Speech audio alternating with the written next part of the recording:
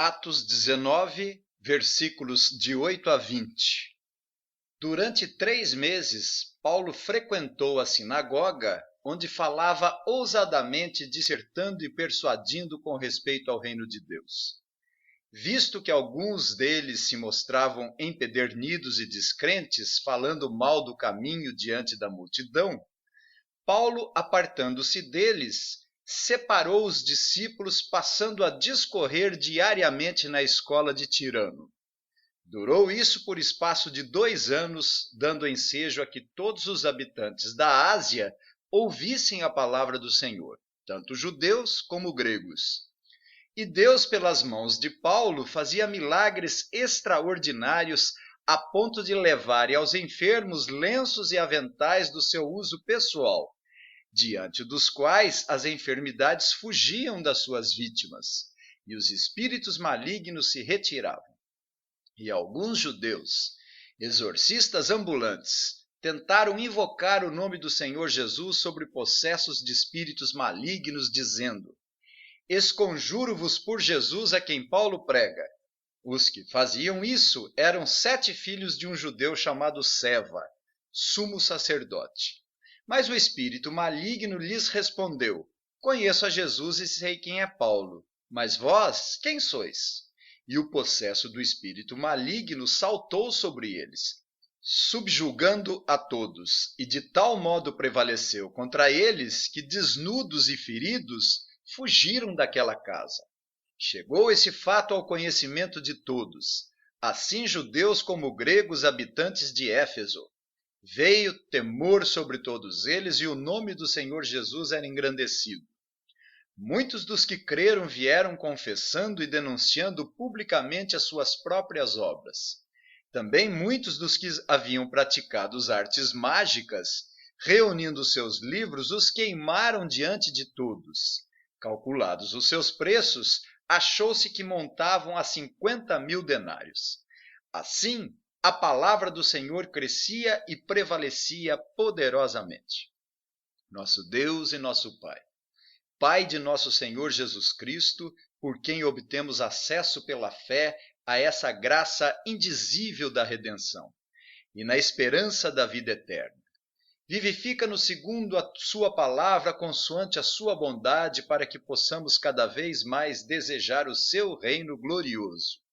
Abençoe esse trabalho que tem o objetivo o avanço do Evangelho, bem como o nosso crescimento espiritual, para o louvor da glória da sua graça.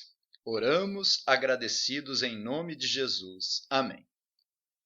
É comum, ao estudarmos o livro de Atos e depararmos com questões constantes acerca da pregação do Evangelho e também da guerra que se trava nas regiões celestiais entre o grande dragão vermelho, a antiga serpente chamada Diabo, e o Cordeiro de Deus que tira o pecado do mundo. Esse texto que temos diante de nós não é diferente.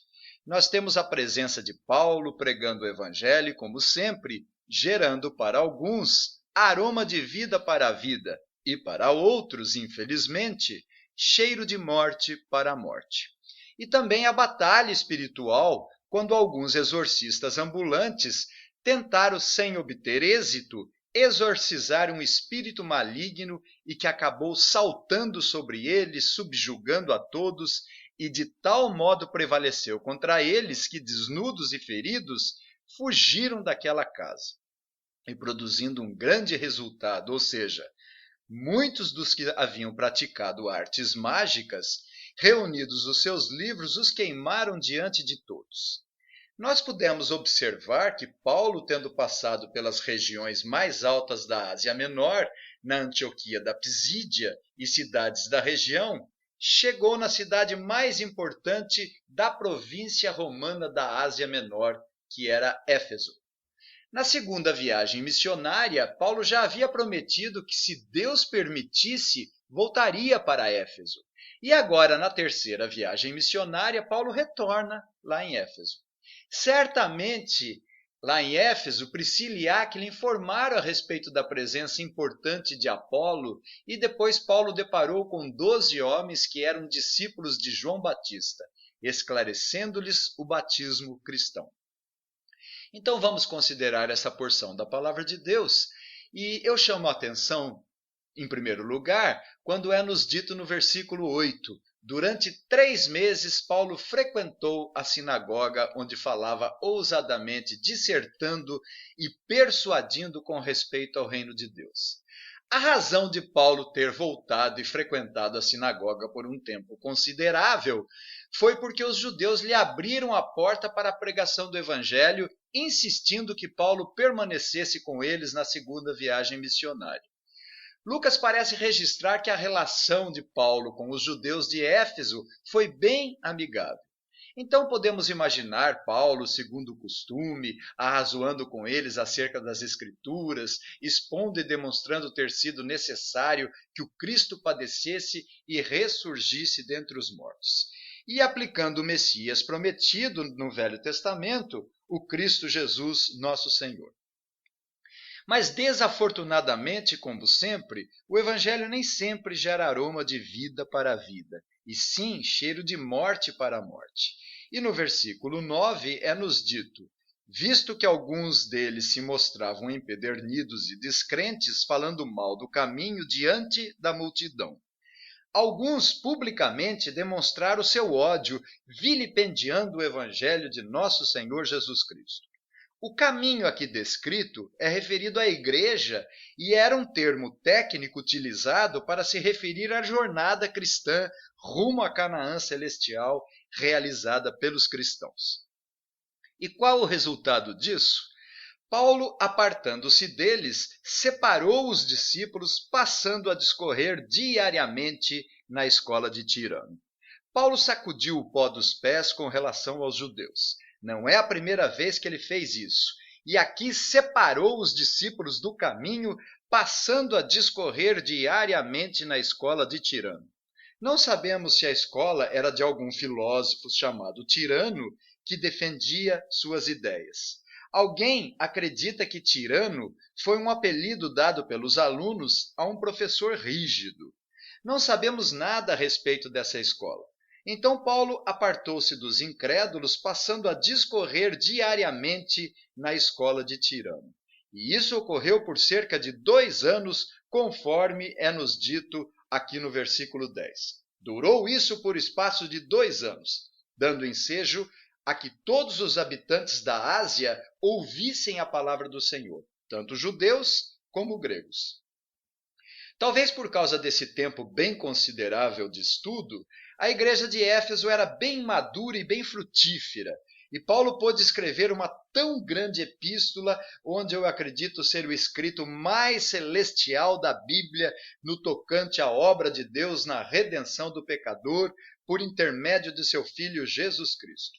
Eu pude expor pela graça de Deus essa epístola completamente, e disse que foi registrado que a carta aos Efésios é o escrito mais importante e mais sublime de toda a palavra de Deus. Já foi citado que o mistério, a glória e a riqueza do caminho da redenção da graça salvadora de Deus em Cristo Jesus se encontram manifesta nessa carta como em nenhuma outra carta.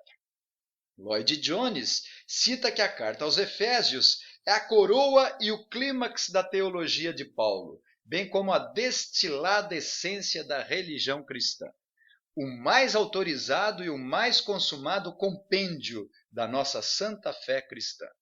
Essas expressões não são exageradas, porque a epístola aos Efésios contém verdades profundas que foram mergulhadas com linguagens, algumas das quais difíceis de alcançar com a nossa inteligência. Não foi à toa que o próprio Pedro reconheceu isso. A igreja tinha bastante conhecimento em nosso Senhor Jesus Cristo e Paulo pôde descrever essa carta de forma maravilhosa, a obra da redenção de maneira sublime e celestial. E não precisou descer tratando de assuntos problemáticos acerca de relacionamentos conturbados e disciplina de igreja. Com a expressão na segunda parte, aqui no versículo 10, dando ensejo a que todos os habitantes da Ásia ouvissem a palavra do Senhor, tanto judeus como gregos, não devemos imaginar que o evangelho chegou a todas as pessoas sem exceção, mas todos os tipos de pessoas daquela região iam ouvir o grande professor Paulo ensinar e pregar. E nos versículos 11 e 12 temos o registro da autenticação da mensagem de Paulo, comprovando que o evangelho era a verdade através dos milagres.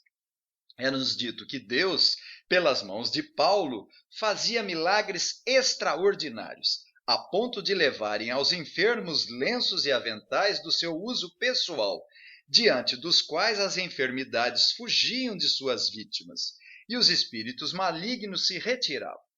Essa expressão milagres extraordinários é importante porque a natureza dos milagres em si já é extraordinária.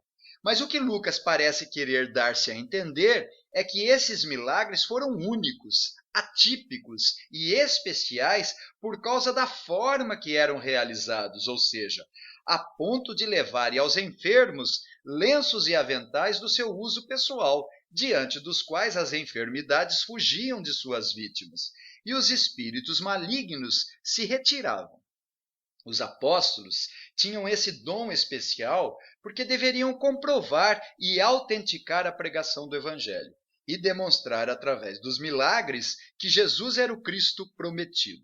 No capítulo 5, versículos 15 e 16, a ponto de levarem os enfermos até pelas ruas e os colocarem sobre leitos e macas, para que, ao passar Pedro, ao menos a sua sombra se projetasse em alguns deles. Afluía também muita gente das cidades vizinhas a Jerusalém, levando doentes e atormentados de espíritos imundos, e todos eram curados. Jesus também curava com esse tipo de milagre. A mulher hemorrágica creu que se apenas tocasse nas vestes de Jesus, ficaria curado. Em Marcos 6,56, onde quer que ele entrasse nas aldeias, cidades ou campos, punha os enfermos nas praças, rogando-lhe que os deixasse tocar ao menos na orla de sua veste. E quantos a tocavam, caíam curados. Os crentes da linha pentecostal tendem a banalizar esses eventos, transformando-os em práticas cotidianas, que no mínimo são muito suspeitas, diante do caráter absolutamente extraordinário desses milagres realizados por Paulo. E por isso Lucas os descreve como milagres extraordinários, ou seja, mesmo naquela época não era comum estes tipos de milagres. É-nos informado no finalzinho do versículo 12 que as enfermidades fugiam das suas vítimas e os espíritos malignos se retiravam. Então, alguns exorcistas que tinham essa prática de expulsar demônios e que se utilizavam de fórmulas mágicas e métodos para esconjurar os espíritos malignos e visando incrementar suas maneiras de expulsar demônios, aplicaram o nome de Jesus nas suas fórmulas. Simon Castemaker escreveu que numerosos manuscritos antigos comprovam a grande variedade de encantamentos que os exorcistas judeus empregavam, e como esse relato revela que Éfeso era um depósito de rolos de magias. Havia em Éfeso as cartas efésias, que eram fórmulas de encantamentos onde se procuravam manipular as coisas transcendentais e as forças impessoais ou indecifráveis que se manifestam na natureza, e nos indivíduos também. Esses charlatões eram alguns judeus registrados aqui no versículo 12 e 13. Exorcistas ambulantes que tentaram invocar o nome do Senhor Jesus sobre possessos de espíritos malignos, dizendo: esconjuro-vos por Jesus, a quem Paulo prega. Os que faziam isso eram 7 filhos de um judeu chamado Seva, sumo sacerdote. Observe o confronto do reino de Deus com o império das trevas reinantes na cidade pagã de Éfeso. Não sabemos ao certo se Seva exercia o sumo sacerdócio em Jerusalém ou se era mais um judeu que se auto-intitulava para benefício próprio de seus filhos e que vivia na dispersão. A realidade é que a prática do exorcismo nunca foi um sinal de espiritualidade. Jesus disse em Mateus 7, 21 e 23 e 12, 27 e 28: E se eu expulso demônios por Belzebu, por quem os expulsam vossos filhos? Por isso eles mesmos serão os vossos juízes. Se, porém, eu expulso demônios pelo Espírito de Deus, certamente é chegado o reino de Deus sobre vós. Nem todo que me diz Senhor, Senhor entrará no reino dos céus, mas aquele que faz a vontade de meu Pai que está nos céus. Muitos naquele dia hão de me dizer, Senhor, Senhor, porventura não temos nós profetizados em teu nome, e em teu nome não expelimos demônios, e em teu nome não fizemos muitos milagres? Então lhes direi explicitamente, nunca vos conheci. Apartai-vos de mim, os que praticais a iniquidade. Qualquer um pode expulsar demônios, seja crentes ou incrédulos. Portanto, a prática do exorcismo não significa um sinal ou algum grau de espiritualidade. Mas qual foi o resultado da tentativa do exorcismo dos 7 charlatães judeus que usaram o nome de Jesus? Como se fosse mais uma de suas fórmulas mágicas? É indicado aqui no versículo 15 e 16. Mas o espírito maligno lhes respondeu, conheço a Jesus e sei quem é Paulo, mas vós, quem sois? E o possesso do espírito maligno saltou sobre eles, subjugando a todos, e de tal modo prevaleceu contra eles, que desnudos e feridos fugiram daquela casa. Observe que situação humilhante daqueles exorcistas ambulantes. O possesso do espírito maligno saltou sobre eles, subjugando e dominando todos eles de tal maneira que ficaram nus e despidos na vergonha deles. Que situação embaraçosa, mas que contribuiu para a glória do Evangelho. É-nos dito no versículo 17 que chegou esse fato ao conhecimento de todos, assim judeus como gregos, habitantes de Éfeso. Veio temor sobre todos eles e o nome do Senhor Jesus era engrandecido. Esse episódio humilhante contribuiu para a honra do Evangelho de nosso Senhor Jesus Cristo. Eles poderiam brincar com tudo, menos com o nome do Senhor Jesus, que está acima de todo nome, para que o nome de Jesus se dobre todo o joelho nos céus, na terra e debaixo da terra, e toda língua confesse que Jesus Cristo é Senhor, para a glória de Deus Pai. Como consequência do conhecimento desse fato, é-nos dito aqui nos versículos 18 e 19. Muitos dos que creram vieram confessando e denunciando publicamente as suas próprias obras. Também, muitos dos que haviam praticado artes mágicas, reunindo os seus livros, os queimaram diante de todos. Calculados os seus preços, achou-se que montavam a 50.000 denários. Assim a palavra do Senhor crescia e prevalecia poderosamente. Muitos que creram produziram frutos dignos de arrependimento e queimaram suas cartas efésicas, reconhecendo que aquelas ciências ocultas e mágicas eram incompatíveis com a vida cristã. Assim, fizeram como os tessalonicenses, que causaram grande repercussão no meio deles, deixando seus ídolos, e se converteram ao Deus vivo e verdadeiro. Eles se livraram das suas literaturas perniciosas e reconheceram as suas más obras. Podemos imaginar eles queimando publicamente na praça as suas anotações e pedidos aos ídolos, os seus nomes guardados em segredos para conseguir tal pleito, as palavras mágicas que deveriam ser ditas para se lidar com esta ou com aquela entidade espiritual, para se alcançar tal resultado. Podemos imaginar até mesmo as pessoas lançando ao fogo suas miniaturas do templo pagão destinado a Diana dos Efésios, conforme veremos na exposição seguinte. E Lucas avalia, a grosso modo, em 50.000 denários o valor do conteúdo que foi queimado. Um denário equivalia à diária de um trabalhador, então temos o valor de vários e vários anos de trabalho.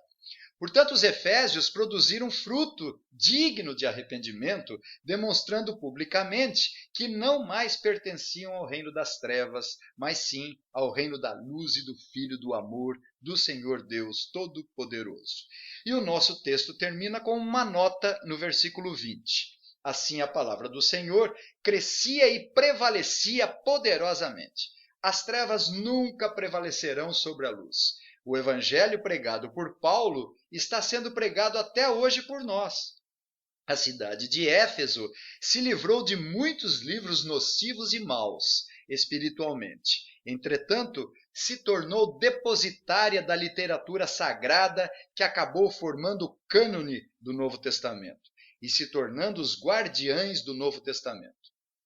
Apenas para concluir, eu quero dizer repisadamente que quando o Evangelho é proclamado, ele gera aroma de vida para a vida e cheiro de morte para a morte.